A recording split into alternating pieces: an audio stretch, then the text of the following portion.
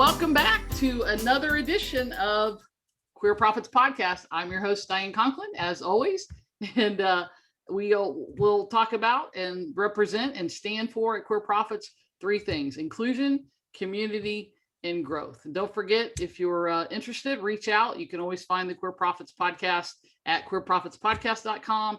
You can find us online on Facebook at Queer Profits Podcast. And don't forget about the Facebook group, where we're full of queer business owners who are always trying to assist and help each other and create that community. And that's simply at Queer Profits. So I'm really excited today. I have a special guest, and I'm going to apologize in advance. We've gone over the name, and I'm going to let her say it to make sure we get it right 100%, but I'm going to mess it up, but I'm going to do the best I can here. It's Galit Tsadik.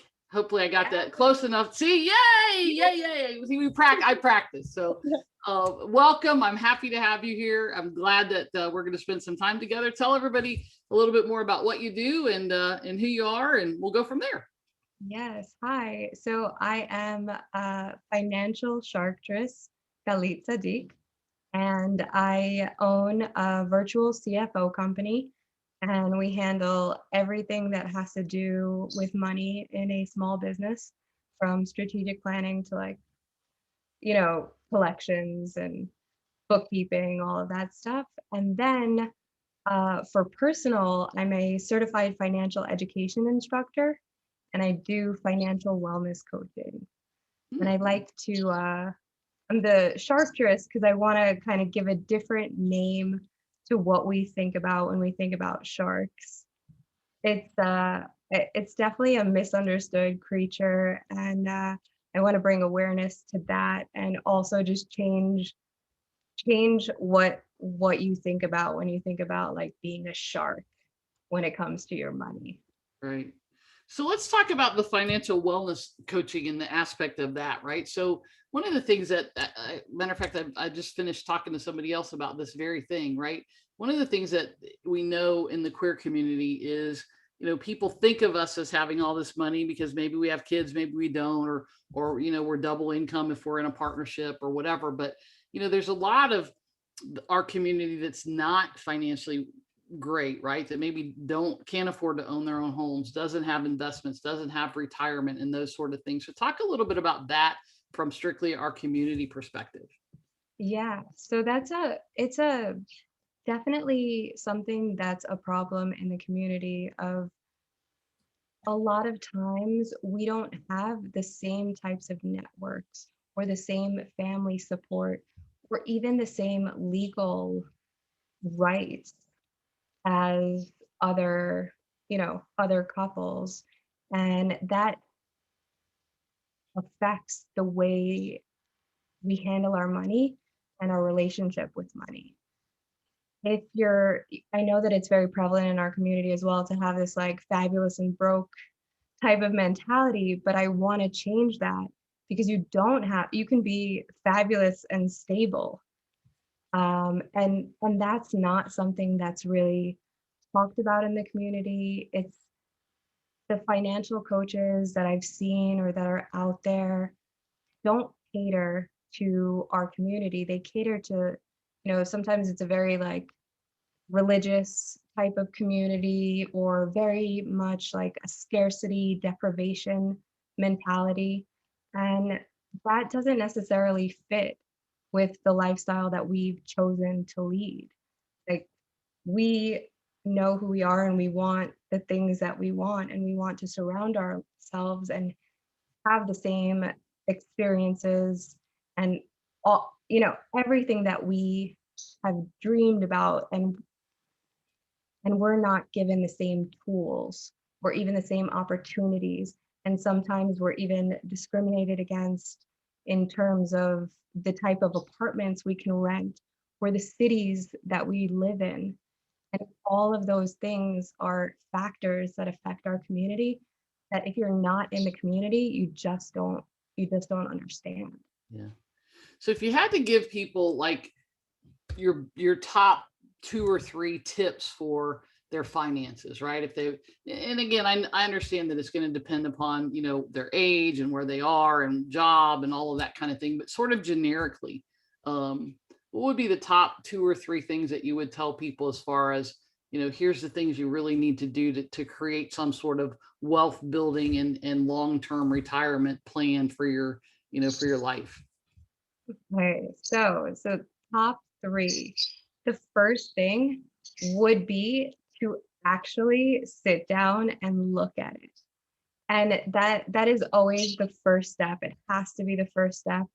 I like my mentality is you can't win a race if you don't know where the starting line is. Or the finish line either. Or the finish. That's, the finish line is your goals and what you want to be and how you want to feel at the end. And make sure that how you want to feel is a part of it, because that will enable you to strive towards that goal. If you create an emotional component to it as well.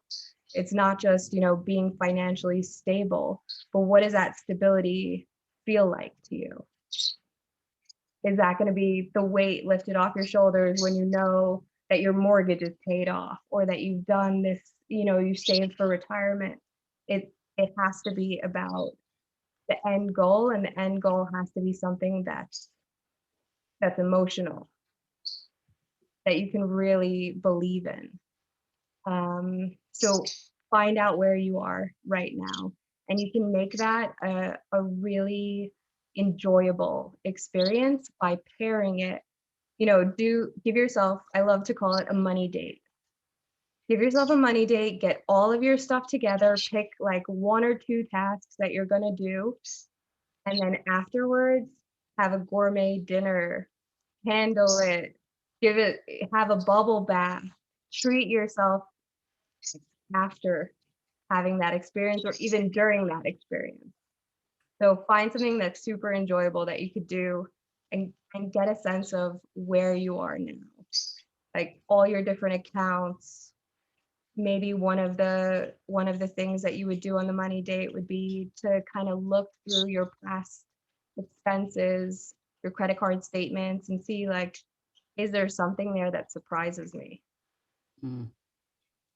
So that's number one. Second thing, which is just as important in my book, is pay yourself first.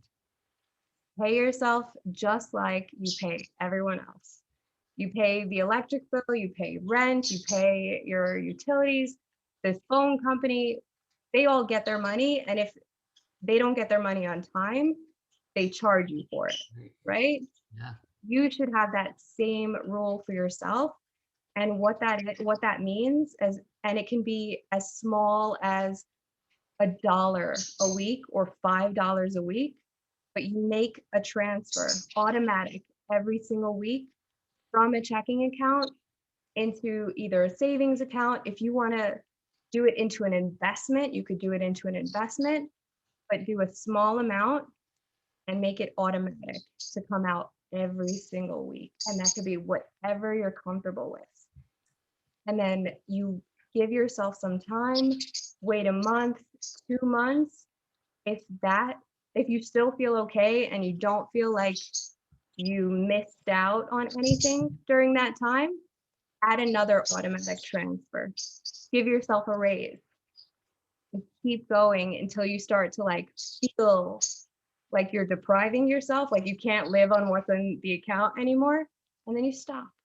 You make sure that it still feels comfortable.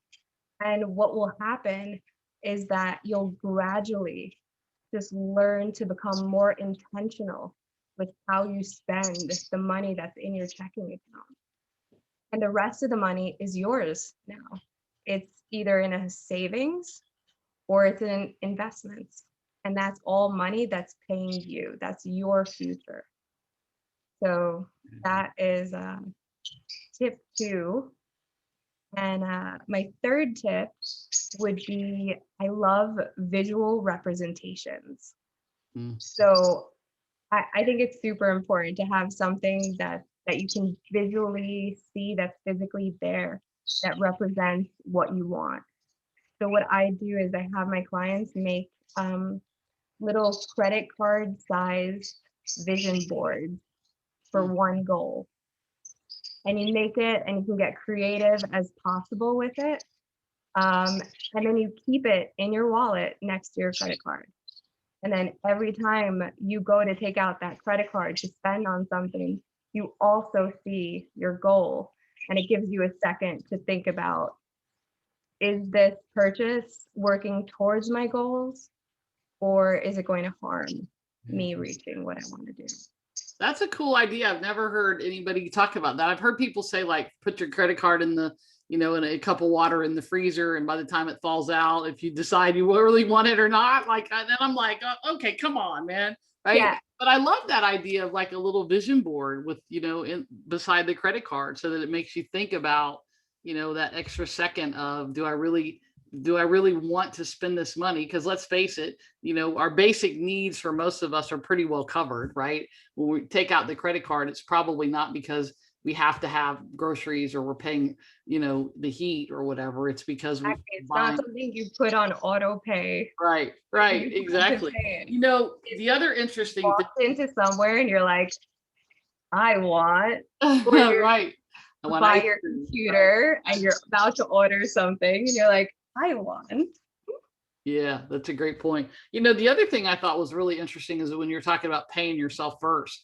I think as business owners, we're probably really bad at this, right? And so I would just wanted to throw in, like, if you own a business, which is, if you're listening to this, you probably do, right? As a queer business owner, like, I know a lot of people who say, well, I haven't taken a paycheck in, fill in the blank, 3 months, 6 months, 6 years, whatever the number is. And it's like, wow. I think it's important as business owners that we also do, in addition to paying yourself for the investments and in the future kinds of things, but also, you're running a business, you're working hard, you're running hard, if you had a job, there'd be money there. And so how can you figure out ways to, to pay yourself as a queer business owner, I think is the other piece of, that's really important. It is. And you have to think about yourself sometimes, like you and your business. I'm sorry, that's Merlin and Penny Violet. They're my lovebirds, and they're good. I've got a client today that has parrots, and as soon as we get on the phone, they start. She said, "Tell me they've been quiet all day," but I said, "Yeah, but you're talking, so they want to talk too." Yeah. So, as business owners, sometimes we feel like our business is our baby, or we are the business, or we are, it becomes so intermeshed. And what we need to do is separate ourselves and understand that the business is the business, and it has to be a living, breathing entity that takes care of itself. And you are you, and you need to be taken care of as well. And one of the things that I like to implement is to really have business owners think about paying themselves out of the business. And it doesn't mean they have to become a quote unquote legal employee of the business. It just means that there has to be an amount that they need to come home with every week out of the business. And what does that mean for their business, right? How does the business need to be structured in order to make sure that I get to come home with this every week? Yeah, and it's interesting too. I think the other piece of this is, so many businesses I see intermingling funds, right? And so you didn't really talk about this, but the thing that popped into my head is, like, you got to have your own business checking account. You got to have your own business entity as well as your personal stuff, right? Don't be paying business expenses out of your personal account and vice versa. That's intermingling funds. You can't do that. Keeping things separate, I think, is something that people, especially smaller business owners, have a tendency to do when we're first starting out. Yeah. And so one of the things that I like to tell people is so that they understand why, like, one of the reasons that separation is so important, besides for, the accounting purposes. So that's like a whole other ball game, but just for that business owner's personal safety. Basically, if we've created a legal entity, the business is its own entity, so that it protects you as the business owner, so that someone can't come after you personally, or if they're suing the business. But if they can prove that you and your business are the same thing, they can come after your personal assets as well. Right. And so one of the ways that you can prove that is through financial means. So if they can prove that you and the business are the same thing financially, and that there hasn't been that separation, then you could possibly be on the hook legally if somebody wants to go after your company. That's a great point. That's a great point. I hadn't really thought So about that from that perspective, but you're right. Yeah. yeah, so that's why that adds another layer to like, here's why it's important. It's not just because it's a messy financial situation and your accountant's going to hate you and you're going to spend hours in tax season. It's also just there to protect you. Yeah, that's a great point. And I love the first point that you talked about, like, know where you are. The thing that brought to my mind was, so many people, I think, bury their head in the sand, right? Theoretically, obviously, but not, not like literally, but we do. It's that piece of, oh, well, we throw it in the drawer, or we put it in the file cabinet or whatever, and we don't look at it. And we think that for some reason, if we don't look at it, somehow it's never going to rear its ugly head again, right? But it does. And so you can't bury your head in the sand and not know where you are, from a money perspective or anything else really in your business. You've got to look at it. It's got to be that mirror reflection sometimes, Yeah. And with technology, there are so many ways to do it very simply. Like to do your financial where you stand, you can literally go to Mint and get a free account and log in to all of your different credit cards from there to your mortgage, put in all of your information in one place. And then you can make budgets there. You can categorize things there. You can do your net worth, like all of these different things. And it's so simple and it's in one place. And I think that's really the key, is keeping it all simple and manageable. And if it's not at this moment, then figuring out how to get it that way. So if you have like 4 different retirement accounts from 4 different past companies that you haven't rolled over and that are just sitting there and that you have even forgotten about, like, time to move that all into one place. Like, Yeah. it's time now to, this is when you want to get everything together and everything settled, because without that, you're not going to be able to plan a way forward. Right. Yeah. And it's interesting. So just as a quick kind of funny, but it's not funny, but so my mom passed away several months ago, and my brother is the executor of the estate and getting things together. And, as that was happening, the thought hit my mind, I haven't checked my beneficiaries in a really long time. And so a really long time. So I reached out to, I've got 3 or 4 different places where I had, an insurance and different things, and where I had them. And what I realized was I hadn't checked these in so long that the beneficiary on all of them was the same, and it was a partner that I haven't been with in 12 years. Yeah. And it was like, oh my gosh, right? It's that piece of, it's because it's not top of mind and it's not something that I think about and work with and do every day. And so I sent a friend of mine a message, and I was like, oh my gosh, I can't believe so and so was on these. And she said, did you change them? And I said, yeah. And she said that her company actually recommends, like, the 1st of January every year that you re-look at those things. And so I actually put a note in my calendar to check it, and to reassess every year, who the beneficiaries are on those things. And, hopefully I've got a few more years left, but I was appalled when I realized literally it's been 12 years. Yeah, And and not only on insurance, but if you have, different types of savings accounts, yep. sometimes you have beneficiaries on that. And yeah, that's the things that I love to do during like money dates, scheduled like money dates. I pick like 1 or 2 things that I'm going to tackle today and like give myself like a really good activity during or after, and it makes it so much more enjoyable. And I actually look forward to like, oh, I'm going to look at all of these things today, and I'm going to get to do my net worth or whatever it is that I'm doing that day. And like what I think that people are scared of is it's the unknown, the monster. They're always thinking that it's the worst possible scenario.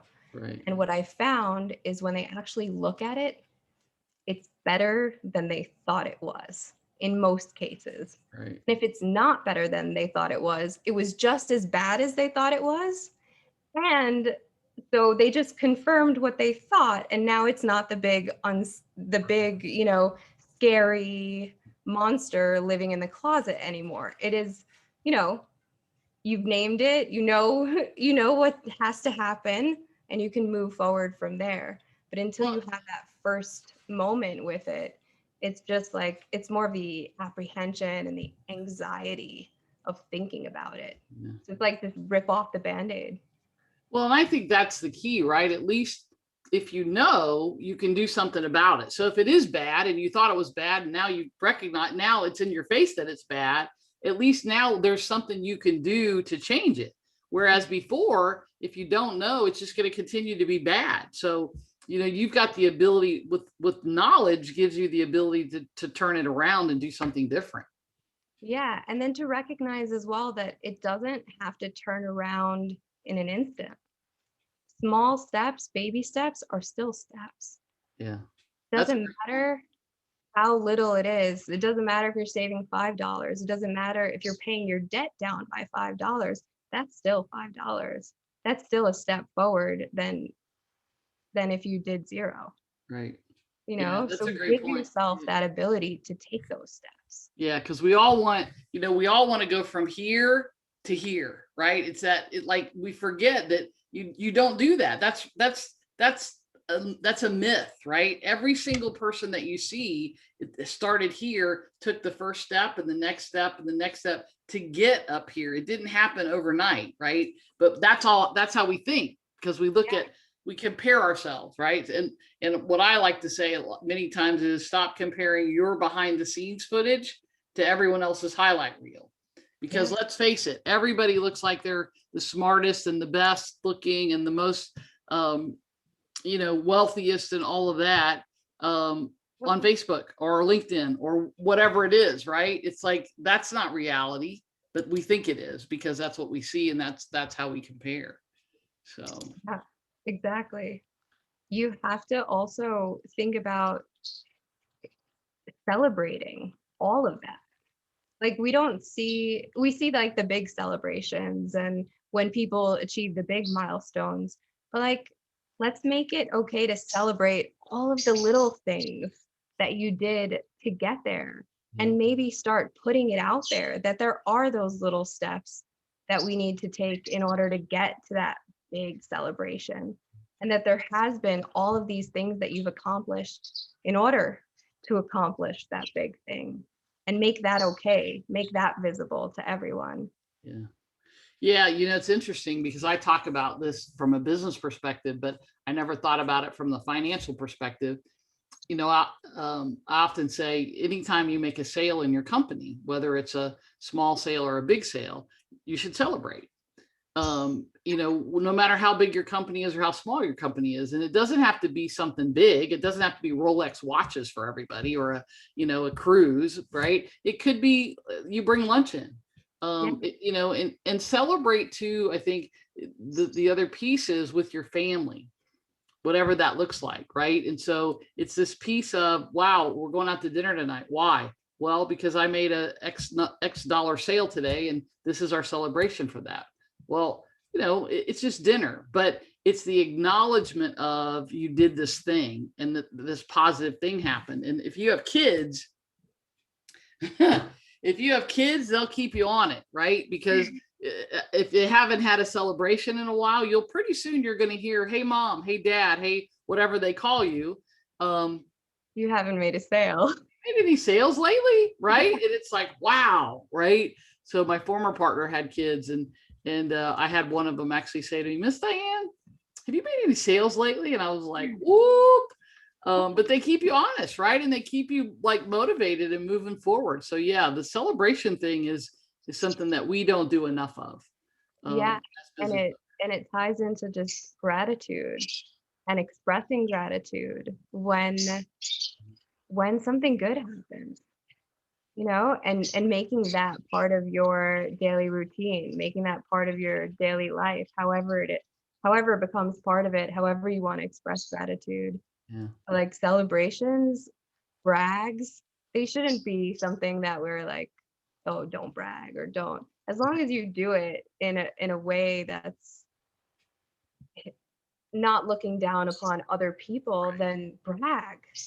Rejoice in your celebration, rejoice in your accomplishments. Like you did something. Yeah, something big most of the time that we don't give ourselves nearly enough credit for. So, Yeah. so from the CFO perspective, right? You talk about the virtual CFO. Let's talk a little bit more about sort of what that is and how that works. Yeah. So usually it's companies that are, I deal with small businesses that would like to have a CFO type of service, or they would love to be able to hire a finance team in-house, but they just haven't reached that level yet. And what my team does is we come in and we become that team. So whether that's bookkeeping or doing payroll or sending out invoices or entering in bills in QuickBooks, all those different things that a business owner doesn't really have time to do, we do that. And then also on the CFO level, there's strategic planning. So really breaking down the core of what your business is, what you should be focusing on, how we can restructure things to be more efficient. Uh, there's usually a lot of like finding people to delegate to as a business owner instead of, doing it all yourself. And it kind of encompasses all of that. That's great. That's great. So, Lee, tell me what the best business advice, either that you ever got or that you would sort of want to impart to people is. Best business advice. Okay. So there's this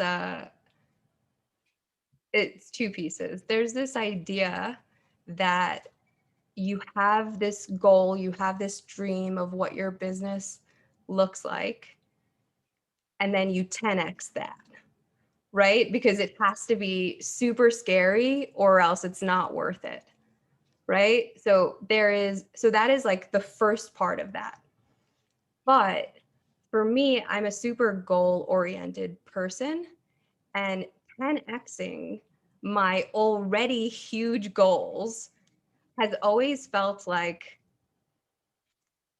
I don't think I'm going to be able to keep myself motivated to get to that goal without a more reachable goal within reach. So it's overwhelming. Yeah, it's just too overwhelming for me. So what I've learned to do with my business goals is I've created good, better, and best.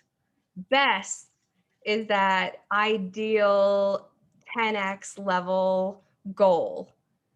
My better is below that, still out of my current reach, but it's more realistic than the best. And then good is within my reach, and it's something that at the end of the day I'll be okay with. As long as I reach this, I'm going to feel good about myself. And I've just learned to do that with my goals of like all of these like big goals for my business. I want to hit this by 1 year. I want to hit that by 1 year. I want to be on this talk show and this and that and that. All of those goals I have, good, better, and best. And as long as I can reach good, I'm happy. And if I hit better or best in any of the categories, I'm ecstatic. Right. I So was just sitting here thinking, good, you're happy. better, you're like on top of the world, and best, you're like ecstatic. That was like, I'm thinking like, where are those words Yes. that play with that? That's great. Yeah. So definitely that. And then what other business advice has been really to think about what your time is worth and to think about how much time it takes you to do certain things in your business. Make a list of all the things in your business that you do and then sort it based on, do I like to do this and am I good at it? And if I don't like to do it and I'm not good at it, I'm going to find somebody to delegate it to. If my time is worth more than what it's going to cost me to pay someone else to do it, I'm delegating that Yeah. out. Yeah. And if I like to do something but I'm not good at it, I'm going to figure out how to get myself better at it. So those are the things that I'm going to like get education on or coaching or something, something else. Like I'm going to figure out how to do it better. And the things that I like to do and that I do well, those are the things that I'm going to do every day. Yeah. And, I have a little bit of a different philosophy. My thing is, if you like it, but you don't do it well, I think that's one of the mistakes that business owners make, right? We try to force ourselves to learn things that we're not good at or that we don't like to do. My thing is, I would hire those things out as well. So there's a great quote by a guy by the name of Joe Polish that I love. And he says, stop trying to strengthen your weaknesses in business, strengthen your strengths and hire your weaknesses. And I love that. And I think that works great in business. Obviously, as a person, you want to get better at the things that you're not really good at, if it's something, self-help wise or, mindset wise or that sort of thing. But from a skill perspective, I just think that's such a great philosophy with business, because so many of us spend way too much time doing things. So I'll give you an example. The CRM that I use in my business it used to be called Infusionsoft, now it's called Key. I could learn to do it, but I don't want to, because I'm not the greatest technology person. I don't do any of my own website stuff. I don't, if there's a change that needs to be made, I don't do it, because I don't want to learn how to get into WordPress and figure all this stuff out and blah, blah, blah, right? I could hire somebody that they can do it in 10 minutes, would take me 2 hours, right? Could I learn it? Yeah, I could, but is it the highest and best use of my time? No. There's realistically, I've been in business for 30 years. There's 4 or 5 things that are my high level items that I should be spending 80 to 90% of my time on. And bookkeeping and doing stuff in my CRM and web stuff is not it. It's not it. And so I've just learned over the years that, you can do that stuff. And I have a lot of clients who still do it and who struggle with it every day. And I'm constantly saying, pay somebody $30 an hour to do that.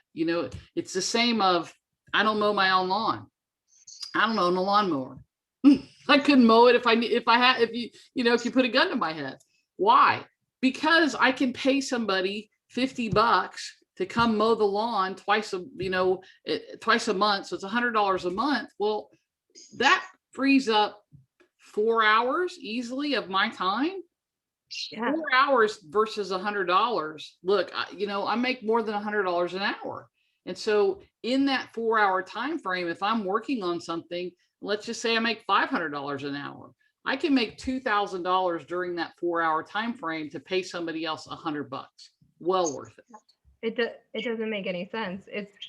I know it's one of those things that my friends, when I was younger, they used to laugh at me because I had a cleaning lady, and they were like, "Why do you have a cleaning lady? Why don't you just clean your own apartment?" I was like, because I can do something else during that time, and I am highly inefficient cleaner. Right. Like, it is going to take me 2 days to clean the way that my cleaning person cleans in 4 hours. Right. So why can't I just have her Right. every other week come in and do, it just makes more sense Yep. if someone's better at And it my and you thing don't like is doing this: it. you don't even have to be making money during those 4 hours, but if you're doing something that you enjoy more than cleaning in that 4 hours, maybe it's having fun, maybe it's laying on laying on the beach. Who cares what it is? But isn't there something you enjoy more in your life than cleaning? And if there Yeah, is, and you can afford it, then pay the woman. exactly.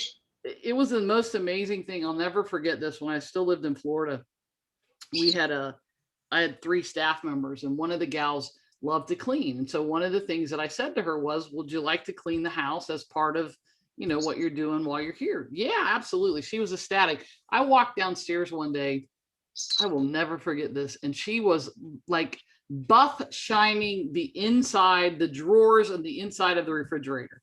And when I walked downstairs, she has this huge grin on her face. And she's like, Diane, come here, look what I did. And I'm like, okay. And so I walk over, and I mean, you could have done surgery on these drawers in this refrigerator. They were that clean. And she was so proud. And it hit me in that moment. This person loves to clean as much as I love like Mhm. building businesses and doing marketing and all the stuff. And it was a revelation for me, because I always thought, like, gosh, why would I make this person clean if I don't want to do it? Because she loves it. That's why. Right. They've chosen to do that. They like doing it.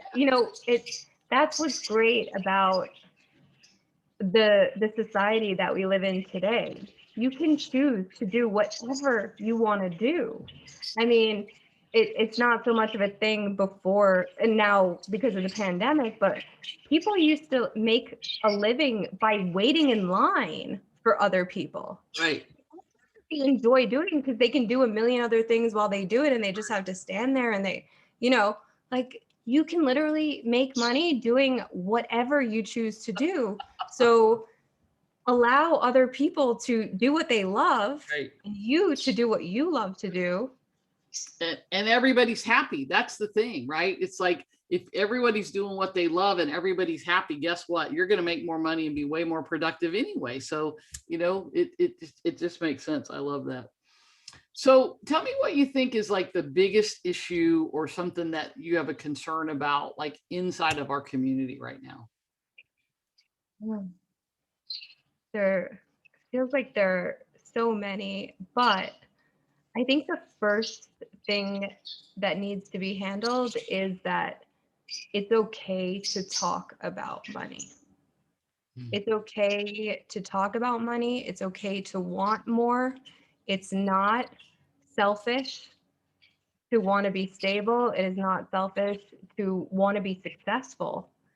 Um, and to make it okay to talk about all of these things, because the more that we can share, and that's one of the things that our community is kind of lacking, is this sharing of financial knowledge and Mhm. this ability to like have those conversations.